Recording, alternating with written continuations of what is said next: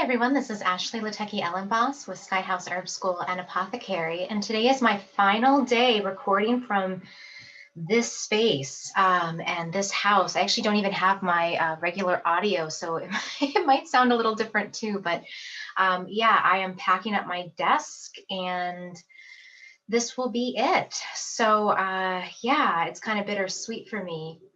Today's topic, I'm going to read a poem about water from Mary Oliver.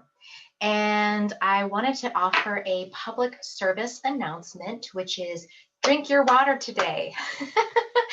Because we are made of water, and water is symbolically so important to our psyche as something that represents flow, adaptability. Think about how water adapts to the shape of its container. Water is also about, think about a rainstorm. It's very cleansing and very clearing. And, I've been noticing that I've been really stressed lately because I'm moving, and I can always tell when I'm dehydrated because my fingers look kind of pruned. I know that's really bad, guys. Like, I'm an herbalist. I should know better, but you know what? Life happens. And so I was looking at my fingers the other day and they looked like 80-year-olds. And I was like, oh man, and I was in such a bad mood. I woke up and I had been listening to all these wonderful spiritual speakers. And I was like, it was like I was filled with all of this good information about how to live my day from a space of love and compassion and reverence. Yet I was, I think, so dehydrated that it just sort of ran through me, just like when you try to water a plant that is dried out, the water just flows down the sides of that dry soil and comes out of the bottom.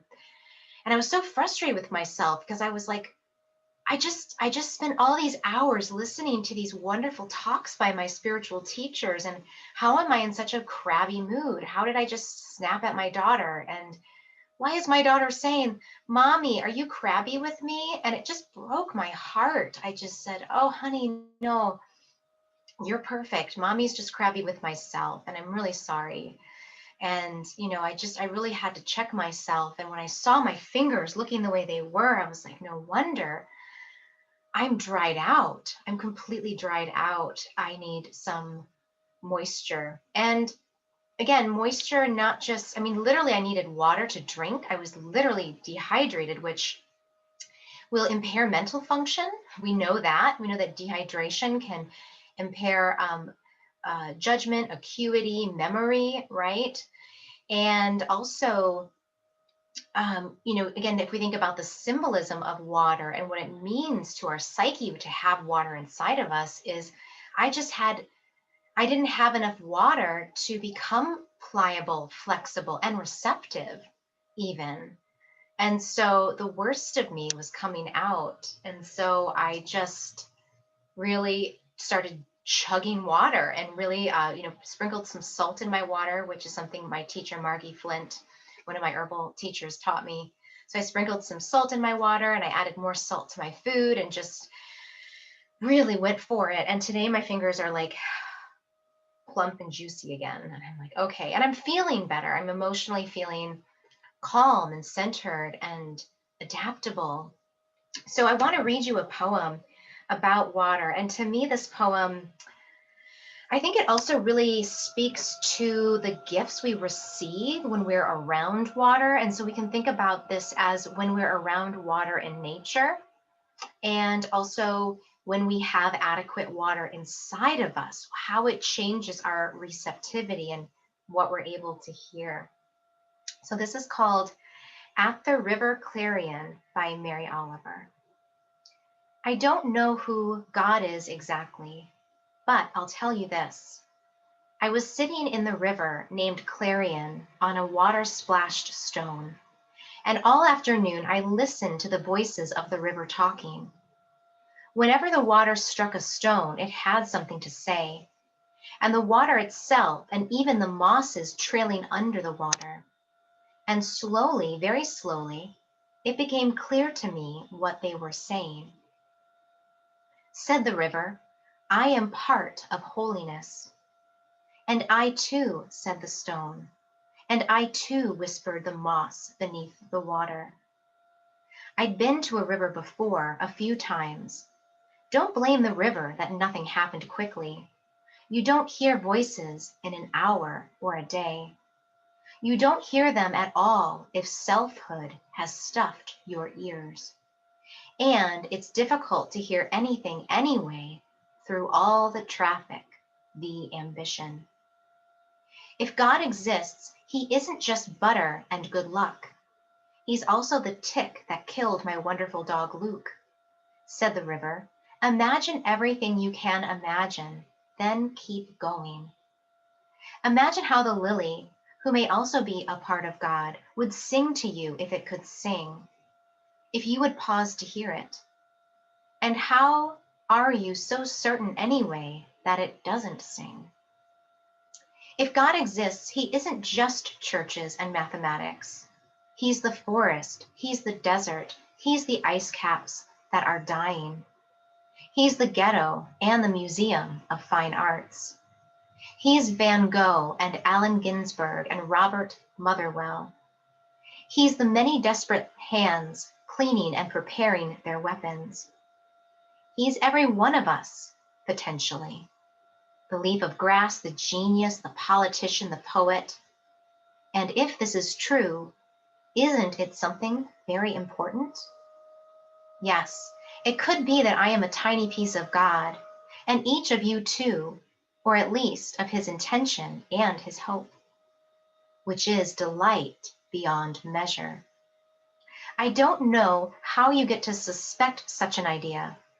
I only know that the river kept singing. It wasn't a persuasion. It was all the river's own constant joy, which was far better than a lecture, which was comfortable, exciting, unforgettable. Of course, for each of us, there is daily life. Let us live it, gesture by gesture. When we cut the right melon, should we not give it thanks? And should we not thank the knife also? We do not live in a simple world. There was someone I loved who grew old and ill. One by one, I watched the fires go out. There was nothing I could do except to remember that we receive, then we give back. My dog Luke lies in a grave in the forest. She is given back. But the river Clarion still flows from whatever it comes from to where it has been told to go. I pray for the desperate earth. I pray for the desperate world. I do the little each person can do. It isn't much. Sometimes the river murmurs, sometimes it raves. Along its shores, may I say, very intense cardinal flowers, and trees and birds that have wings to uphold them for heaven's sakes. The lucky ones, they have such deep natures. They are so happily obedient. While I sit in a house filled with books, ideas, doubts, hesitations. And still, pressed deep into my mind, the river keeps coming, touching me, passing by on its long journey, its pale, infallible voice singing.